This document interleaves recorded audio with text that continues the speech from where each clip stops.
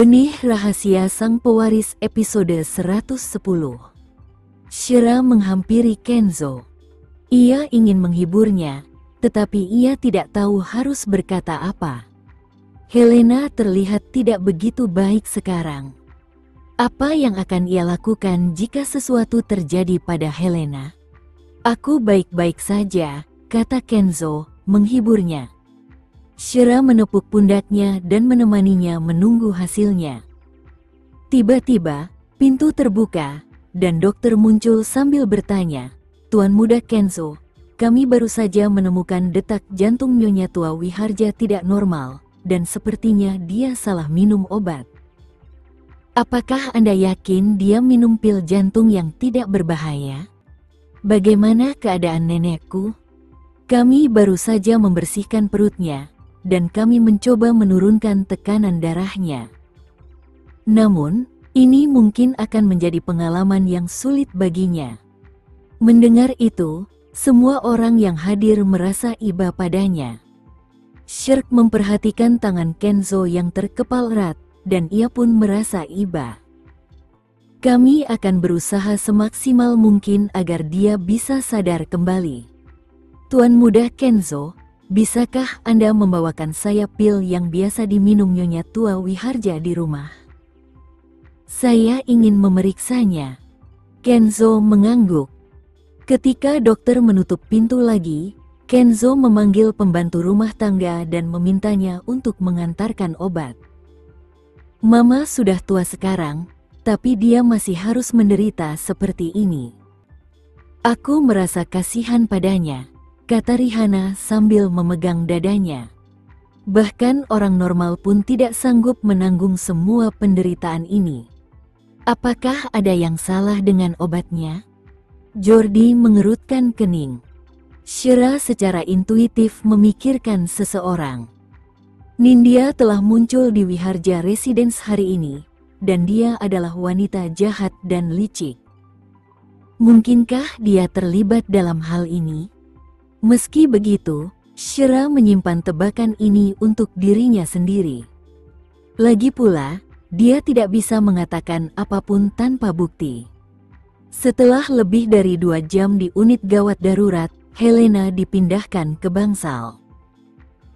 Dalam waktu setengah hari, usianya tampak bertambah beberapa tahun, dan ia tampak jauh lebih lemah. Saat itu, pembantu rumah tangganya juga membawa obat, yang segera dikirim ke dokter untuk diperiksa. Shira melihat jam dan mendapati bahwa saat itu sudah hampir pukul 4 sore. Ia menelepon ayahnya dan meminta agar ia mengantar putranya kembali ke rumahnya dan bermalam di sana, dan ia akan kembali segera setelah Helena bangun. Adam mengatakan kepadanya untuk tidak khawatir, dan dia bisa menunggu selama yang dia inginkan di rumah sakit sampai Helena sadar kembali. Sementara itu, Kenzo berdiri di ruang dokter sambil memperhatikan dokter itu memeriksa setiap botol obat. Ia ingin tahu penyebab utama neneknya pingsan. Tepat saat dokter menuangkan sebotol pil, ia melihat bentuk dan ukuran pil di kertas, dan ia segera dapat menemukan masalahnya. "Ini bukan obat jantung. Apakah ada yang salah?" Pembantu rumah tangga, yang berdiri di samping, juga mendekat untuk melihat. Ia berseru, "Kapan pil-pil itu menjadi begitu besar? Bahkan bekasnya tidak terlihat seperti pil yang biasa diminum Nyonya Tua Wiharja. Saya rasa ini juga bukan pil jantung. Saya akan meminta seseorang melakukan analisis menyeluruh untuk menentukan kandungannya." Kenzo menatap pengurus rumah tangga. "Apa yang terjadi? Saya juga tidak tahu, Tuan Muda Kenzo. Pil yang saya berikan kepada Nyonya Tua Wiharja kemarin masih berukuran normal, tetapi bagaimana bisa ukurannya menjadi lebih besar hari ini?" Pengurus rumah tangga itu juga tidak tahu apa yang sedang terjadi. Seseorang mungkin telah menukar isinya. Setelah itu, Dokter mengambil botol lain dan menuangkan pil-pil itu ke selembar kertas untuk memeriksanya. Ini adalah pil tidur, tetapi ada yang salah dengan pil-pil itu. Meskipun bentuknya kurang lebih sama, pil-pil ini mengandung 6 kali lipat isi pil yang biasanya saya resepkan kepada Nyonya Tua Wiharja. Jika dia minum pil-pil ini, nyawanya akan terancam. Ekspresi Kenzo berubah. Jelas bahwa seseorang telah menukar pil neneknya, tetapi siapa yang akan melakukan hal yang begitu kejam? Pembantu rumah tangganya juga sangat terkejut. Ya ampun, siapa yang mencoba mencelakai Nyonya Tua Wiharja? Beraninya mereka mencampuri pengobatannya yang biasa. Sebaiknya Anda mencari tahu sesegera mungkin. Dokter itu menatap Kenzo. Tuan muda Kenzo, dengan usia Nyonya Tua Wiharja, pengobatannya pasti tidak akan salah sedikit pun. Kemarahan sudah terlihat jelas di wajah Kenzo, dan ada tatapan dingin dan membunuh di matanya. Siapa yang berani mengganti obat neneknya? Tidak peduli siapapun orangnya, jika pelakunya terungkap, dia akan membuat mereka membayar mahal. Untungnya, dia memiliki daya tahan yang cukup kuat terhadap obat, dan itu menyebabkan reaksi seperti itu. Itulah sebabnya kami dapat menentukan sejak awal bahwa seseorang telah mengganti pengobatannya. Tuan muda Kenzo, saya benar-benar tidak tahu siapa yang akan melakukan hal seperti itu. Semua pelayan di kediaman Wiharja mencintai dan menghormati Nyonya Tua Wiharja. Beliau sangat peduli terhadap kita, dan kita semua berterima kasih padanya. Siapa yang akan berkomplot melawannya? Kapan menurutmu pilnya ditukar? Apakah pilnya normal kemarin? Pembantu rumah tangga itu mengangguk. Ya, pil-pil itu masih normal kemarin, dan pagi ini juga baik-baik saja. Pil-pil itu hanya terasa berbeda sore ini. Pembantu rumah tangga itu baru berusia sekitar 40 tahun. Ia tidak memiliki masalah dengan penglihatannya, dan ingatannya juga cukup baik. Jika tidak ada pelayan di kediaman Wiharja yang melakukan hal seperti itu, maka orang luar mungkin telah melakukannya. Meskipun banyak saudara dan teman yang berkunjung hari ini, mereka semua adalah orang-orang yang berhubungan baik dengan keluarga Wiharja. Mungkinkah itu Nona De Agres? Dia mungkin membenci tuan muda Kenzo karena tidak mengizinkannya makan di aula utama, dan mungkin itulah sebabnya dia berkomplot melawan Nyonya Tua Wiharja, pengurus rumah tangga itu mengingatkan. Cahaya dingin langsung bersinar di mata Kenzo. Memang, Nindya adalah pelaku yang paling mungkin. Aku memintamu untuk mengirim orang untuk mengawasinya, bukan? Saat itu waktu makan siang, dan kami kekurangan staf. Saya hanya mengirim satu orang untuk mengawasinya, tetapi dia mungkin tidak dapat dilacak selama seluruh proses. Dia pasti menemukan kesempatan untuk menyelinap ke ruang perawatan. CCTV. Tuan muda Kenzo, kami punya CCTV di ruang pengobatan. Pembantu rumah tangga itu tiba-tiba teringat. Seekor kucing telah menyelinap ke ruang pengobatan terakhir kali, tetapi dia mengira bahwa seorang pembantu baru telah merusak sesuatu. Pada akhirnya, ketika mereka mengetahui kebenarannya, Helena bahkan memarahinya karenanya, jadi dia memasang CCTV di ruang pengobatan setelah itu. Agar ruang pengobatan lebih terpelihara, saya memasang CCTV di sana atas kemauan saya sendiri. Saya khawatir ada yang salah dengan obat-obatan itu. Setelah itu, pembantu rumah tangga itu mengeluarkan teleponnya. CCTV itu terhubung ke sebuah aplikasi di teleponnya. Tunjukkan rekamannya, perintah Kenzo sambil menggertakkan giginya. Ia sudah sangat marah saat ini. Pembantu rumah tangga itu membuka aplikasi itu dan menemukan folder tempat rekaman-rekaman itu disimpan. Rekaman-rekaman itu disimpan dalam beberapa bagian, jadi dia harus memeriksa rekaman-rekaman itu secara kronologis. Tak lama kemudian, dia menemukan waktu ketika Nindya memasuki ruangan itu. Kemudian, Kenzo mengambil ponselnya dan duduk di sofa di dekatnya, memutar video itu dengan cepat. Akhirnya, suara-suara dapat terdengar di ruang pengobatan yang sunyi itu pada pukul 12.45 siang. Itu adalah suara pintu terbuka. Segera setelah itu, sesosok tubuh masuk. Siapa lagi kalau bukan Nindya? Dia melihat sekelilingnya sebentar, lalu mulai bekerja menukar isi botol obat. Aksi jahatnya terekam kamera. Seperti dugaan saya, dia Nindya. Saya tidak percaya dia bisa menjadi begitu jahat di usia semuda itu. Bukankah Nyonya Tua Wiharja memperlakukannya dengan cukup baik? Pengurus rumah tangga itu belum pernah melihat wanita sekejam itu. Kenzo menyaksikan seluruh proses penggantian obat yang berlangsung beberapa menit. Wajah tampannya tegang, dan aura menakutkan dan dingin terpancar darinya. Dia sudah mengira bahwa wanita itu sangat jahat saat pertama kali menyakiti Shira bertahun-tahun yang lalu. Dia tidak menyangka wanita itu akan membahayakan nyawa neneknya juga. Nindya tidak tahu bahwa setiap tindakannya direkam. Ketika dia berbalik, dia bahkan melihat obat itu dengan senyum jahat di wajahnya. Dia tersenyum gembira selama beberapa detik sebelum akhirnya pergi.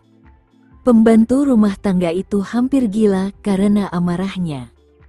Nindya jelas-jelas berniat menyakiti orang lain, dan dia tidak percaya bahwa hati Nindya bisa seburuk itu di balik kecantikannya.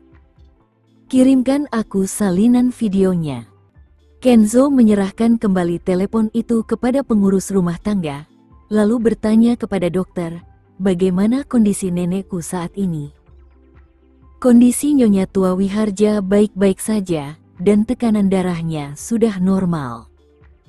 Beliau bisa tinggal di rumah sakit, dan kami akan memeriksanya sebentar. Untungnya, obatnya tidak sepenuhnya terserap ke dalam tubuhnya. Kenzo mengangguk, lalu berkata kepada pengurus rumah tangga, jangan beritahu nenekku tentang ini dulu. Aku tidak ingin dia terkena dampaknya. Baiklah, Tuan Muda Kenzo. Tolong jangan biarkan Nindya lepas dari tanggung jawab. Dia terlalu jahat. Pembantu rumah tangga itu juga sangat marah. Jika Nindya tidak ketahuan, dirinya mungkin akan disalahkan. Dia tidak bisa membayangkan apa yang akan terjadi padanya saat itu. Lagi pula, Helen adalah orang yang baik hati, jadi jika wanita tua itu meninggal begitu saja, ia akan menyesali seluruh hidupnya. Aku tidak akan melepaskannya begitu saja, kata Kenzo sambil menggertakkan giginya. Hari-hari baik Nindya sudah berakhir. Kenzo tidak langsung membalas Nindya. Untuk saat ini, ia hanya ingin menunggu sampai Helen bangun, dan ia akan menangani masalah ini ketika kondisinya sudah stabil. Namun, ia masih harus berhadapan dengan satu orang lagi. Ia mengulurkan tangan dan menghubungi nomor Firdaus. Minta Erik untuk mengurus Nindya malam ini, dan awasi dia dengan saksama selama proses berlangsung. Aku ingin tahu hubungannya dengan Nindya. Dimengerti. Firdaus merasakan bahwa sesuatu akan terjadi, jadi dia melakukan persis seperti yang diperintahkan. Sementara itu, Nindya tidak tahu apapun tentang Helen yang dirawat di rumah sakit. Setelah dia dikirim kembali ke villa, dia minum-minum dan mabuk berat. Setelah minum-minum, dia menerima telepon dari Erik. Presiden Wiharja meminta saya untuk datang dan menjaga Anda. Apakah Anda baik-baik saja, Nona de Agreste? Tanya Erik melalui telepon. Kemarilah, Erik. Aku membutuhkanmu. Saat itu, Nindya hanya menginginkan seorang pria yang bisa diandalkan. Saya akan segera ke sana. Karena ini perintah Kenzo, Erik punya alasan kuat untuk datang dan menjaga Nindya. Erik tiba beberapa saat kemudian. Ketika melihat Nindya tergeletak di tumpukan botol anggur, ia menghampiri dan membantunya berdiri. Nona de Agreste, Anda mabuk. Erik, apakah aku benar-benar seburuk itu? Apakah aku benar-benar lebih rendah dari Shira? Erik hanya bisa membujuknya sambil berkata, tidak, Anda juga sangat cantik. Kenapa Kenzo hanya melirik Shira? Bagaimana denganku? Aku sudah berusaha keras untuk terlihat seperti dia, tetapi Kenzo bahkan tidak melirikku sedikit pun. Dia tidak tahu betapa takutnya aku saat berada di meja operasi. Bahkan indera perasaku sudah rusak, tetapi dia tetap tidak menyukaiku. Nindya terisak-isak di pelukan Erik. Adegan ini terekam kamera yang tidak jauh dari situ, karena Firdaus telah mengirim orang untuk mengawasi mereka. Nindya dan Erik tidak menyadari semua ini karena mereka berbicara di dalam ruangan. Erik, gendong aku ke atas. Mata Nindya dipenuhi dengan tatapan memohon. Dia membutuhkan seorang pria saat ini. Erik menatap Nindya. Meskipun Nindya telah mengubah penampilannya, Erik tetap mencintainya. Lagi pula, mereka pernah berhubungan intim beberapa kali sebelumnya. Erik menggendong Nindya ke atas, dan semua ini direkam dan dikirim ke ponsel Kenzo. Saat Kenzo melihat Nindya bergaul dengan asistennya, hanya ada rasa jijik di hatinya. Kenzo kini tengah duduk di sofa di ruang tamu. Shira telah mengambilkan segelas air untuknya, jadi Kenzo mematikan teleponnya dan menerimanya. Shira dapat melihat bahwa Kenzo sedang tidak dalam suasana hati yang baik. Ia tampak khawatir, dan ia juga sangat marah. Faktanya, Shira tidak dapat menahan rasa dingin dan keheningan mencekam pria itu memenuhi atmosfer. Tak lama kemudian, Kenzo mendongak dan mendudukkannya di sampingnya. Bagaimana dengan Leon? Apakah kamu ingin pergi dan menengoknya sekarang? Jangan khawatir tentang dia. Dia bersama ayahku. Ngomong-ngomong, apakah mereka sudah mengidentifikasi penyebab yang menyebabkan nenekmu pingsan? Shira bertanya dengan rasa ingin tahu.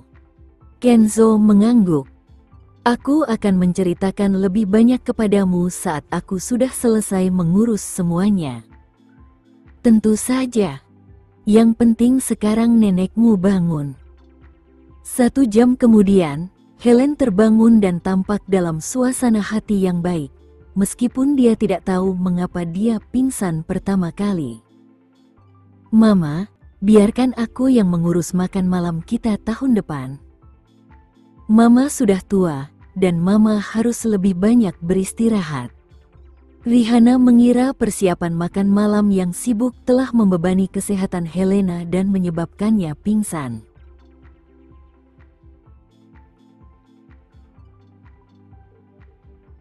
Sekian dulu ya video kali ini, kita lanjutkan lagi videonya di lain waktu.